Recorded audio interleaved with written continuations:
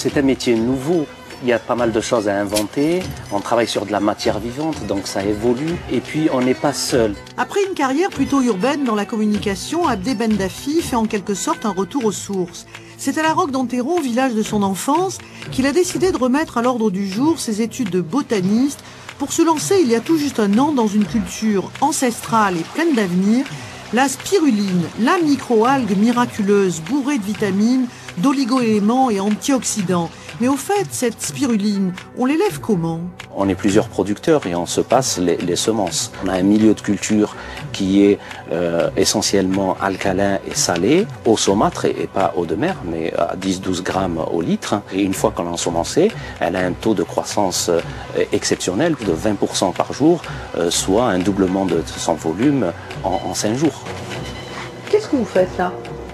C'est un pH mètre et je prends donc la mesure du pH. C'est un geste très important puisque on est dans une culture qui est saine et où il n'y a pas d'éléments pathogènes grâce au pH, parce que c'est un pH très alcalin, basique, et on travaille entre 9,5 et 10,5 de pH. En dessous de 9,5, on ne peut pas récolter. L'algue bienfaitrice qui rentre en dormance en hiver se plaît dans la même température que les hommes, 37 degrés. Elle n'est pas très exigeante, juste un peu d'eau et d'ambiance agitée. De ce point de vue, dans sa culture artisanale, Abdé rivalise d'un mention. C'est un organisme qui a besoin de lumière, mais pas trop. Il a besoin d'un cycle ombre-lumière, d'où l'agitation. L'agitation sert aussi à ce que la spiruline utilise au mieux les nutriments dans le milieu de culture. Et puis, il y a des dégagements gazeux. C'est un organisme photosynthétique et dans la journée, il y a absorption du gaz carbonique et rejet d'oxygène. Donc, pour permettre cet échange gazeux, eh bien, l'agitation, c'est l'idéal. La spiruline étant une culture par essence écologique, on peut aller beaucoup plus loin et donc opter pour, par exemple, les panneaux solaires pour la fourniture de tout ce qui est énergie. Avec ses 60 substances nutritives vitales, la spiruline consomme 4 fois moins d'eau et 20 fois moins d'espace que le soja pour un même rendement.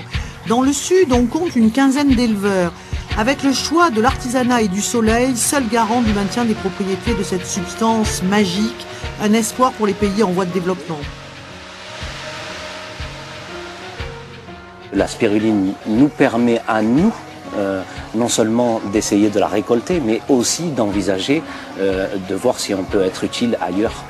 Alors, si vous voulez tout savoir sur la spiruline et ses bienfaits, retrouvez Abdé et sa ferme sur notre site méditerranée.france3.fr.